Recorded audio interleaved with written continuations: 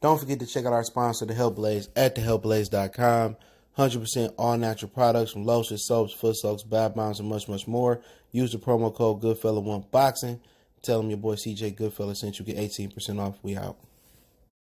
All right, man. We back. Goodfella Sports TV and WBC President Mauricio Sulaimán. I'm sorry for Avni Yıldırım. The paper sometimes doesn't reflect the action. Let's talk about it. Hit that subscribe button, bell icon button. Share the video. We went on to say, I'm sorry for Avni.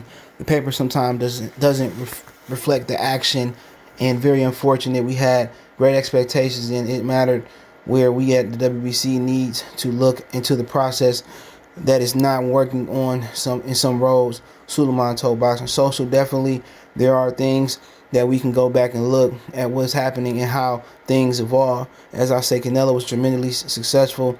He was in great shape at that stage. Should have been up for a much greater fight. He went on to say tremendous. He got a sight in unifying the whole division. That's the process, how it begins, and we can see in a very active year, and hopefully it'll continue to be like that for Canelo in boxing. A tremendous match is going to be sensational fight, Sulaimán. Okay, my thing is this.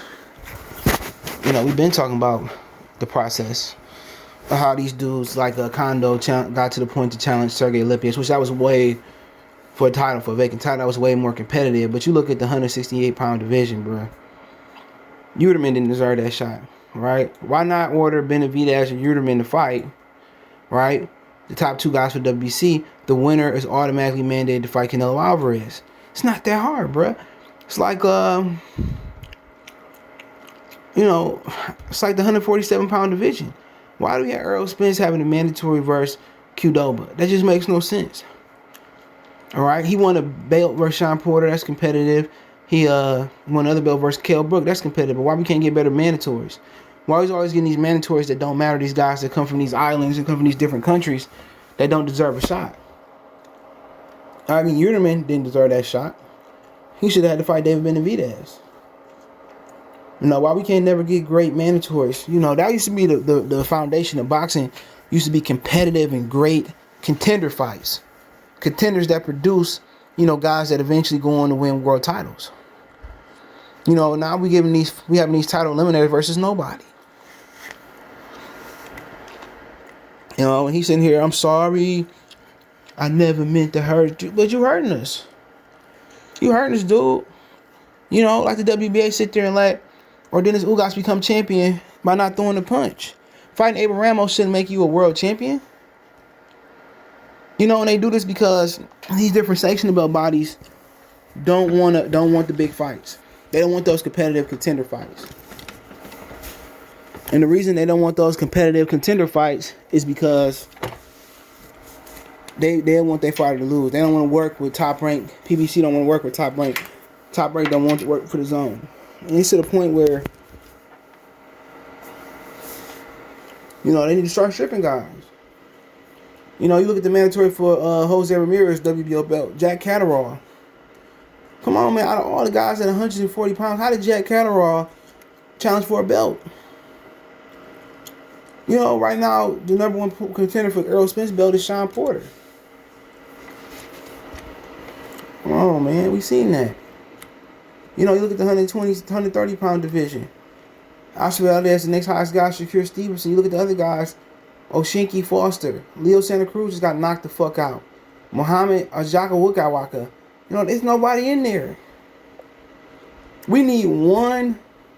If we're not gonna have one belt, we need one rank in the system. That's composed of the same 10 or 15 motherfuckers in the division. We need one rating list. We got the same guys. You look at this 130-pound division. If you're gonna have Tevin Farmer, everybody's top 10 or 15 should have the same guys. Real talk. You should have real guys. It shouldn't be, the WBC listed like this and the WBA listed like, fuck that. Half these dudes don't deserve to be on there. And if you are gonna have guys that are gonna crack the top 10, they gotta earn it. It make no sense. Every list should be made up of the same 10 to 15 guys. And we sit there and we get Avni Yıldırım versus Canelo. Everybody knew that wasn't going to be competitive, and Canelo picked that fight.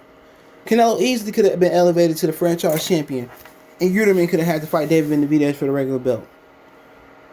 You know, we're going to talk about Canelo some more tonight, but it don't make no sense. Then he want to apologize after the fact. Everybody knew this wasn't a competitive fight. This dude got $2.5 million to do what? Sit there and get hit like a punching bag. You know, how about y'all making Canelo face the Charlo twins? Or just Jamal Charlo? How about you making him go from mandate him to fight Benavidez? Not gonna happen because they don't want Canelo to drop their belt and then lose prestige. Dude ain't fighting nobody, dude.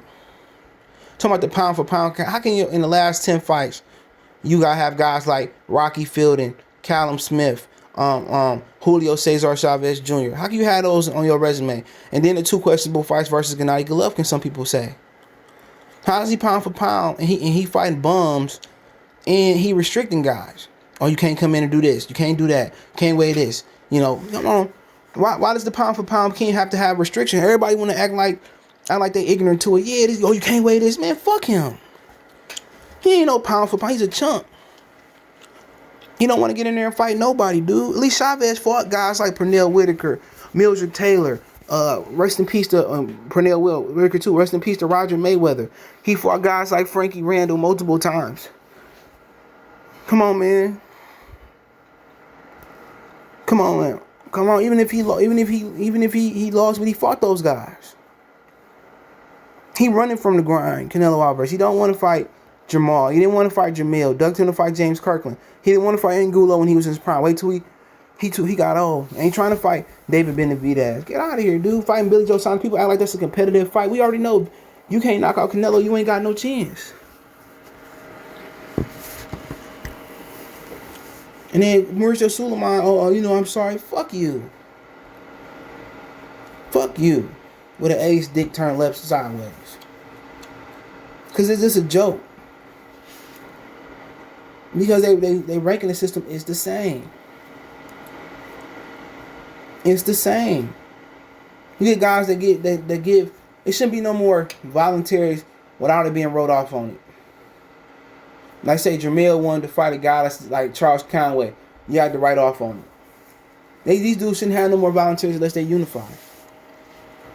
And people are like, oh, Billy Joe Saunders. So no, he's not. Who the hell is Billy Joe Saunders fought? Nobody. I think Errol Spence would be more competitive moving up than Billy Joe Saunders. Billy Joe Saunders ain't beat a soul. And then what's so disheartening is all these brothers sitting here, acting like Canelo so good and Canelo #1 and fuck out of here. Why they act like the obvious? If Terrence Crawford went in there and told Errol Spence, you can't weigh no more than 147 come fight night or 150 first fight night. People, man, Canelo is a fraud, dude. He a fraud. And then it ain't like he a fraud like Chavez where he fight these guys and rob them like he did Frankie Randall or Pernell Whitaker. He a fraud to the point where he don't even want to fight those type of guys. Well, Jamal ain't earned the fight. How did Ivan Yıldırım earn the fight? How did Billy Joe Saunders earn the fight with him? How did Caleb Plant hold the fight? You talking about a multi-division champion like Jamal Charlo don't deserve a fight? Makes no sense. He ain't gonna sit there and lie and say, well, I called out. We tried to fight Arthur Better BL. Get out of here. No, you didn't. And you're going, you can't come in more than 175, 76, come fight. Get out of here, man. This dude is a fraud. And everybody know these fights are set up. And all these brothers in the boxing community or just in the boxers, putting them on a pedestal, if you was doing the same shit, they'll fuck you in your ass fast as hell. Oh, look at Tony Harrison, he doing this, or look at Errol Spence, he doing this. Canelo is a fraud, man. And what hurts the most is a lot of these brothers acting like he ain't. He did this, he did that. Man, motherfucker's a fraud. You like out all his top fighters, he ain't never knocked a nigga out fair and square. He can't knock out Shane, but he knock out Kovalev.